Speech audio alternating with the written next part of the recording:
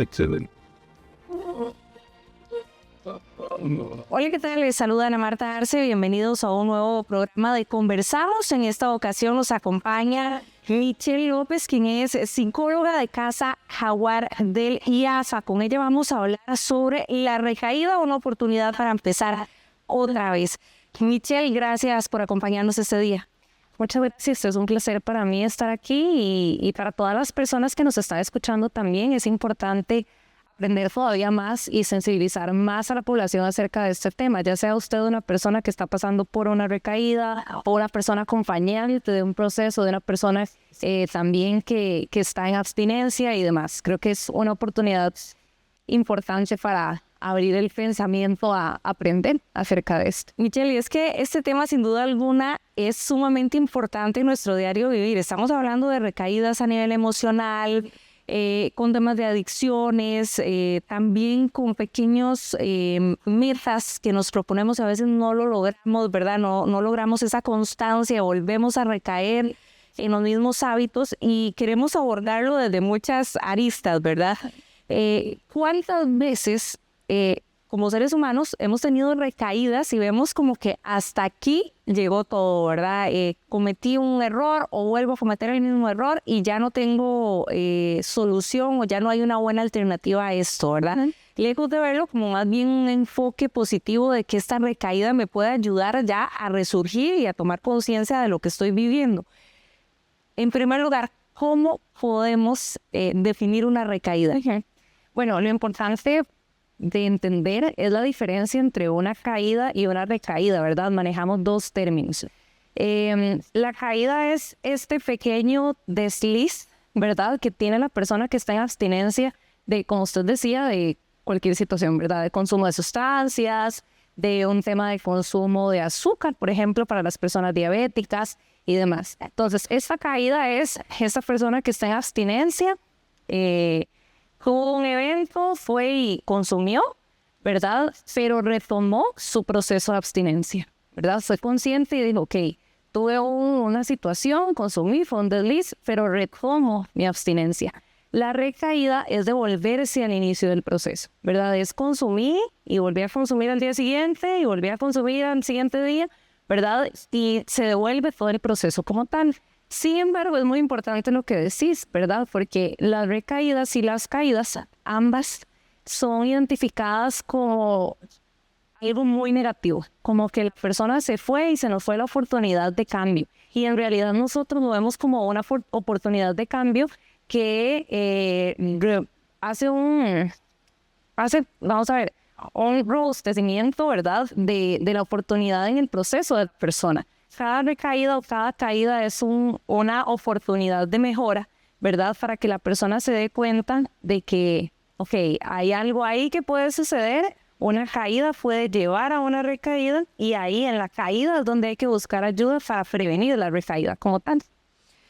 Michelle, ahora bien, ¿qué pasa que identificamos que, bueno, estoy intentando dejar una adicción o un vicio o veo que no soy constante a la hora, por ejemplo, de hacer ejercicios o de comer saludable o de tener control con mis gastos?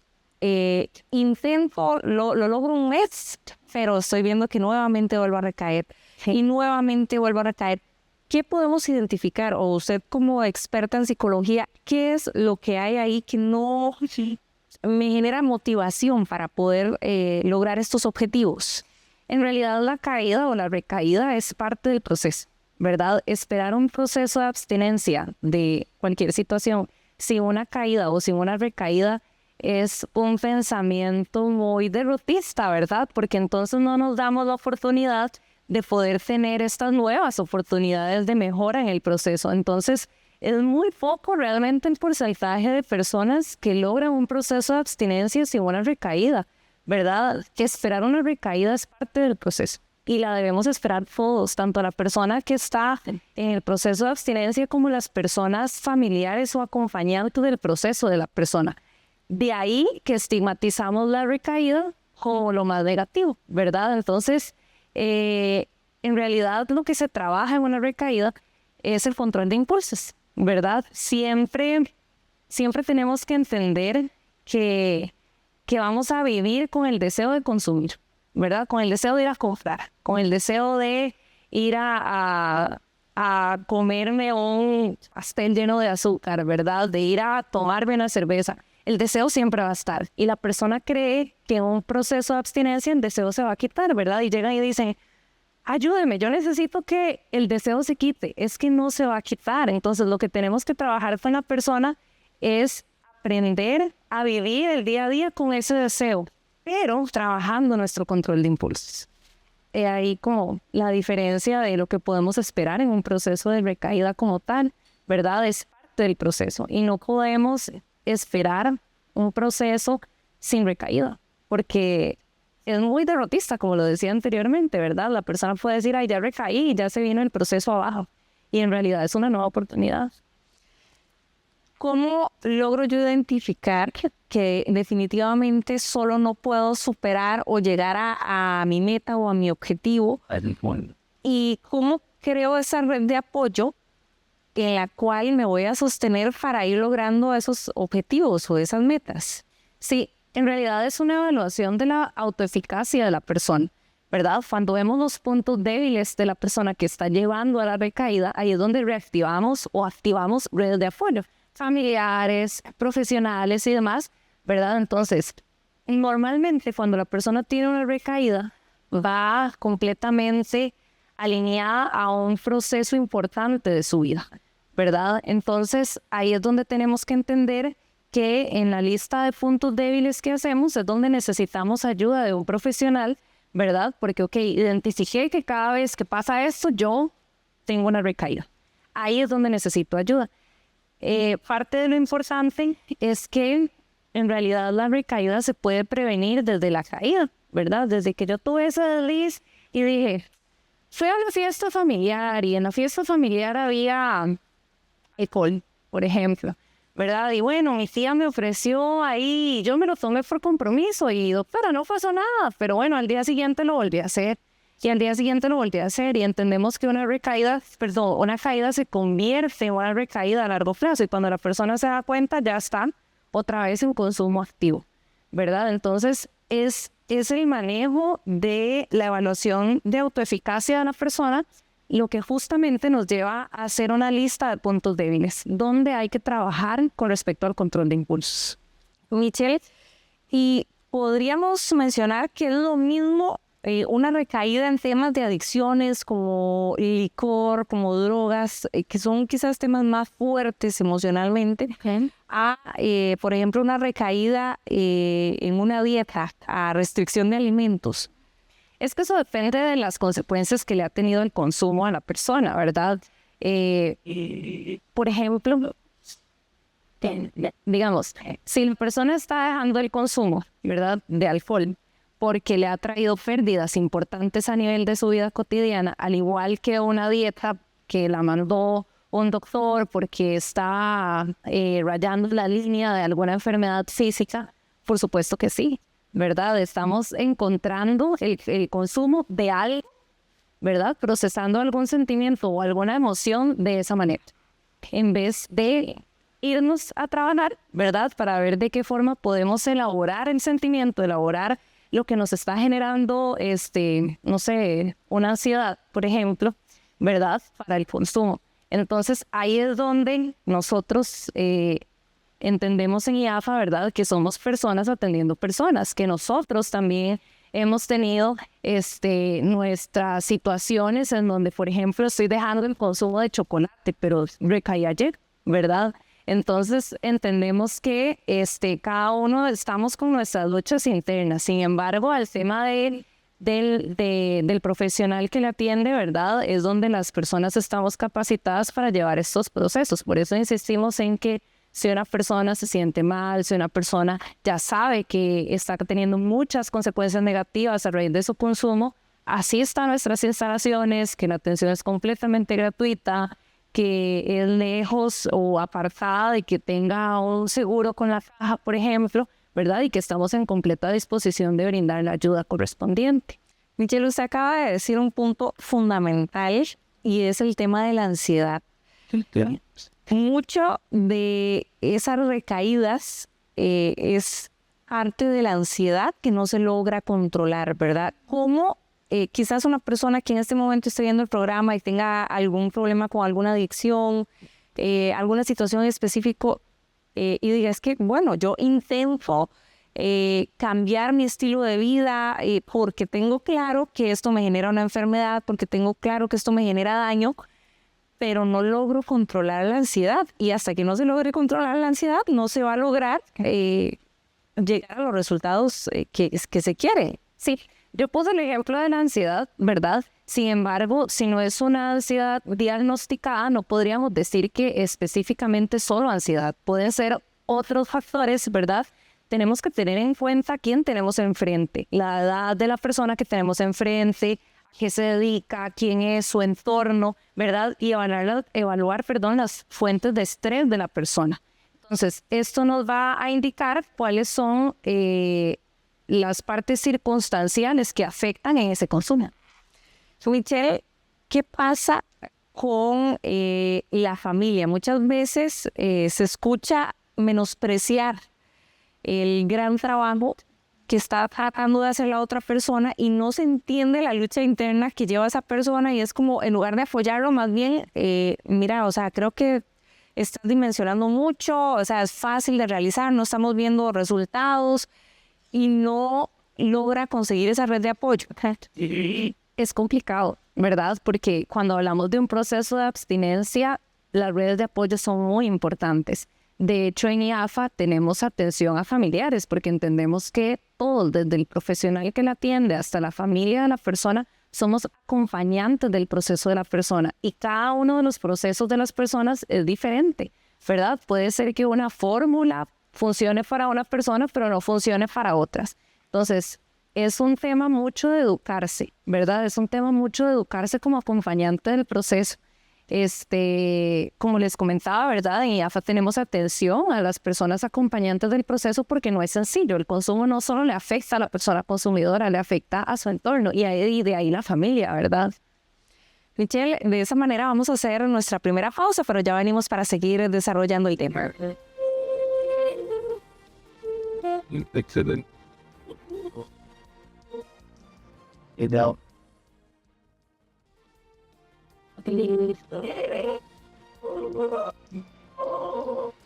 Gracias por continuar con Conversamos. Hoy nos acompaña Michelle López, quien es psicóloga de Casa Jaguar del IAFA y con ella estamos conversando sobre el tema recaída, una oportunidad para empezar otra vez. Michelle, bueno, hablábamos ahora en el primer bloque sobre la diferencia entre caída y recaída, del apoyo que debe tener una persona, cómo identificar incluso, ¿verdad?, para no caer en una nueva recaída. Y ahorita tenemos que hablar de la dependencia física, porque mucho del tema de las adicciones, y no hablamos solo de alcohol, de drogas, sino también incluso a la comida o a hábitos que no nos hacen bien o hábitos un poco dañinos. ¿Cómo puedo yo lidiar con la dependencia física? La dependencia física es todo un tema, es muy importante y además es muy médico. Por eso se habla del trastorno por uso de sustancias, ¿verdad? A veces coloquialmente las personas dicen, es que no quiere dejar de consumir, no quiere, no pone de sus ganas para hacerlo. Y en realidad hay una dependencia física, ¿verdad? Hay todo un tema a nivel cerebral en donde la persona creó una dependencia a la sustancia, ¿verdad? Y eso a veces se minimiza mucho. Y se pasa solo a la parte psicológica, solo a la parte de que la persona tiene que querer. Efectivamente, la persona tiene que querer, ¿verdad? Sin embargo, sí hay una dependencia física. Y ahí es donde es importante resaltarle a la persona cada uno de sus buenos intentos, ¿verdad? Como lo decíamos ahora, que no se haga una estigmatización de que la recaída es algo solo malo, ¿verdad? Sino una nueva oportunidad de entender que el tratamiento en el que venía hay que ajustarlo un poco con respecto a herramientas. ¿Cómo prevenir la recaída? Porque usted ahora nos comentaba, Michelle, que primero viene la caída, ¿verdad? Y estoy identificando que tal vez estoy volviendo a cometer el mismo hábito de antes, ¿verdad? ¿Cómo me apoyo yo de alguien en un momento en que tal vez estoy vulnerable? Bueno, En realidad una recaída se puede prevenir desde la caída y la caída viene desde los pensamientos, ¿verdad? Antes de consumar el acto yo vengo pensando, uy, qué rico un chocolate, uy, qué rico una cerveza. Desde ahí hay que buscar ayuda. Ahora, si no tengo una red de apoyo familiar, si no tengo una red de apoyo de amigos, podemos llamar a la línea de IAFA, ¿verdad? 800 IAFA 800. La atención es completamente gratuita también y de pronto puede ayudarnos a empezar a entender que necesito un proceso también, ¿verdad? Y un acompañamiento profesional. Entonces, desde ahí se empieza a prevenir, desde los pensamientos. Ahora, si no lo atajé ahí y fui, hice la caída y ya estoy en recaída, igual es importante, ¿verdad? Aprovechar los recursos que tenemos. Y AFA tiene centros de atención integral de drogas, ¿verdad? Hay 14 a nivel país y también está la sede central en San Pedro, ¿verdad? Hay que acercarse, hay que hacer fila antes de las 7 de la mañana. Yo creo que eso es lo más difícil, pero ya una vez que usted está ahí, tiene el cupo, ya usted se garantiza la atención profesional de parte de un equipo interdisciplinario bastante completo que lo ve desde medicina, trabajo social, psicología, y ahí puede empezar el proceso como tal. Michelle, bueno, ustedes trabajan tanto con jóvenes como ya con adultos, ¿verdad? Eso quiere decir que en el caso de los jóvenes, por ejemplo, probablemente les va a costar un poco más, ¿verdad?, iniciar el proceso o reconocer la situación, ¿verdad?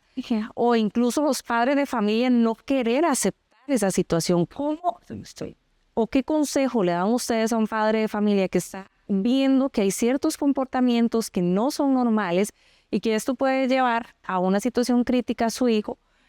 ¿Cómo pueden acercarse a ustedes o cuáles son los pasos a seguir? Sí, bueno, específicamente para padres, ¿verdad? IAFA tiene Casa Jaguar, que es el centro de atención a personas menores de edad.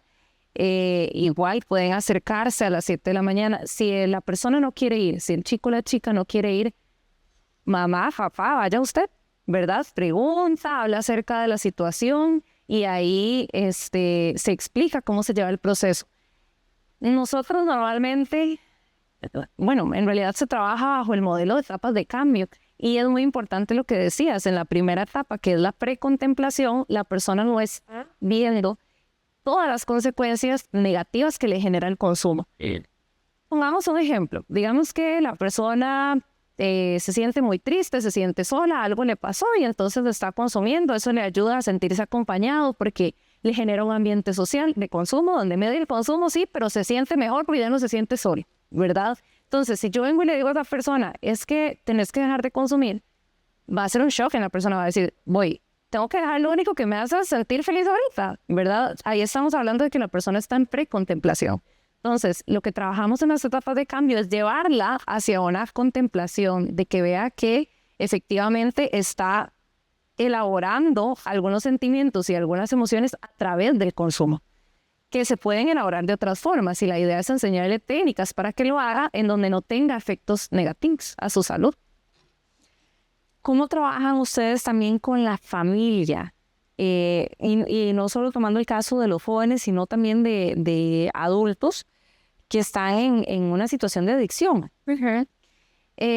Bueno, actualmente tenemos atención psicológica a padres, madres, encargados, acompañantes del proceso de la persona, porque como comentaba ahora, entendemos que es un proceso no solo que afecta al consumidor, sino a todo su entorno familiar como tal, ¿verdad? Entonces podemos hacer espacios de escucha activa, de apoyo emocional, de ventilación emocional, incluso procesos psicológicos, ¿verdad? Ya cuando la afectación psicológica va directamente relacionada al consumo del menor o al consumo de su familiar como tal.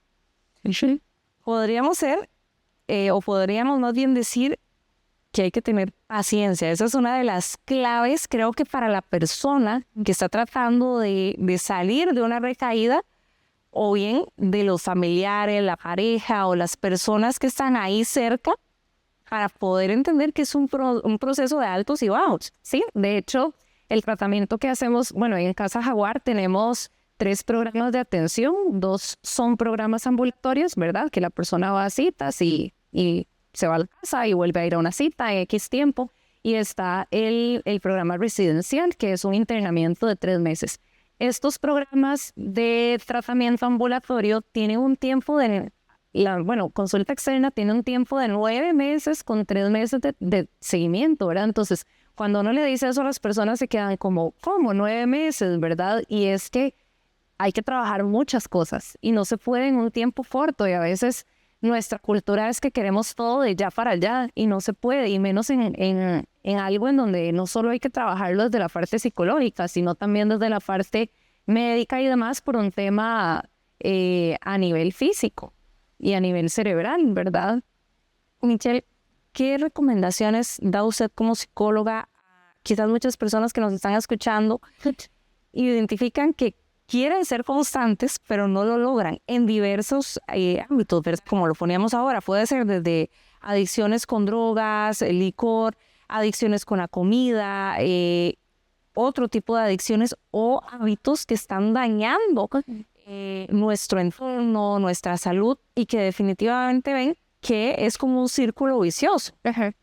Bueno, creo que lo más importante es entender que es un proceso, que el proceso, las recaídas son parte del proceso, tomar cada una como una oportunidad, buscar ayuda, ¿verdad? Y también entender a qué nos estamos exponiendo, ¿verdad? Por ejemplo, si yo sé que no me siento lo suficientemente fuerte todavía en mi proceso de abstinencia para ir a una fiesta en donde yo sé que va a haber licor, entonces, ¿por qué me voy a exponer? ¿Verdad? Porque voy a ir. Y si desde antes estoy pensando que qué rico ir a consumir, mejor desde ahí busco ayuda, ¿verdad? Antes de estar en la caída o antes de estar en la recaída.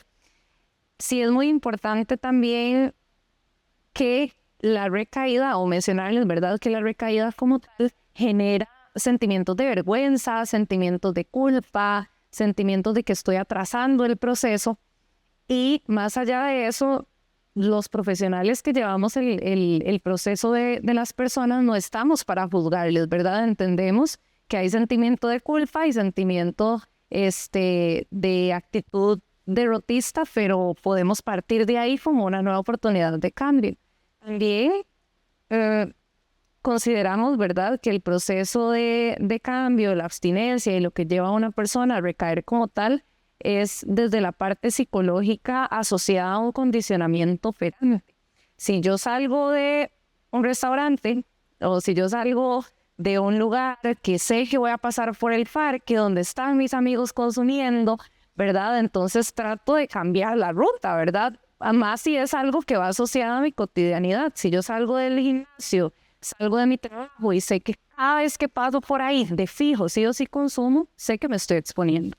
Entonces, es ser consciente de eso para poder hacer cambios en mi rutina, rupturas ahí que me generen un espacio diferente y una oportunidad de cambio también, ¿verdad? Michelle, ahora hablábamos desde la familia o la red que no apoya, ¿verdad? Y más bien señala. Ahora usted nos decía también del acompañamiento que da el IAFA a nivel psicológico también a los familiares, pero por otra parte, como yo como familiar, como pareja, padre, hermano o amigo, puedo acompañar a esa persona. ¿Qué tengo que hacer y qué definitivamente no tengo que hacer? Porque hay cosas que tal vez se quieren hacer con todo el amor del mundo, pero más bien se está dañando a esa persona. Sí, bueno, importante creo que es entender que como acompañantes del proceso somos facilitadores del cambio. No cambiamos personas, ¿verdad? Somos facilitadores de que ese cambio se llegue a dar. Nosotros caminamos con la persona como acompañante profesional, como acompañante mamá, papá, hermano, tío. Caminamos con la persona y vamos detrás de la persona por donde esa persona va. No puedo saltarme en las etapas de cambio y jalarla hacia donde yo quiero que esté, porque entonces no va a ser algo sostenible a largo plazo. Entonces, lo importante es entender, ok, no podemos cambiar a la persona, somos facilitadores de cambio y acompaño a la persona en su proceso. No puedo obligarla a saltarse etapas. Entonces, a como puede ser que una persona, como les decía ahora, ¿verdad? Una fórmula solucione súper bien la situación, puede ser que en otra persona tarde más tiempo, ¿verdad? Michelle, lamentablemente ya se nos ha ido el tiempo. Solo quiero que recuerde tal vez la línea gratuita donde puede llamar las personas que estén interesadas en buscar apoyo y recordarle a las personas que están viviendo por una situación similar a la que estamos hablando hoy, que lejos de sentirse ya decepcionados o sin una salida, es la oportunidad para resurgir y hacer un cambio radical en la vida. Sí, bueno, nuestra línea de atención es 800 IAFA 800, que igual como les comentaba ahora, pueden llegar a la oficina, a las oficinas centrales en San Pedro, o si no, buscar en www.iafa.go.cr los diferentes tipos de, las diferentes ubicaciones de los centros de atención integral y buscar la ayuda, ¿verdad? Creo que es el primer paso. Muchísimas gracias por acompañarnos y darnos tan buenos consejos. Mucho gusto. Muchas gracias por la invitación. Gracias a ustedes también por acompañarnos. Continúe con la programación de su Canal 13. Somos personas apoyando a personas.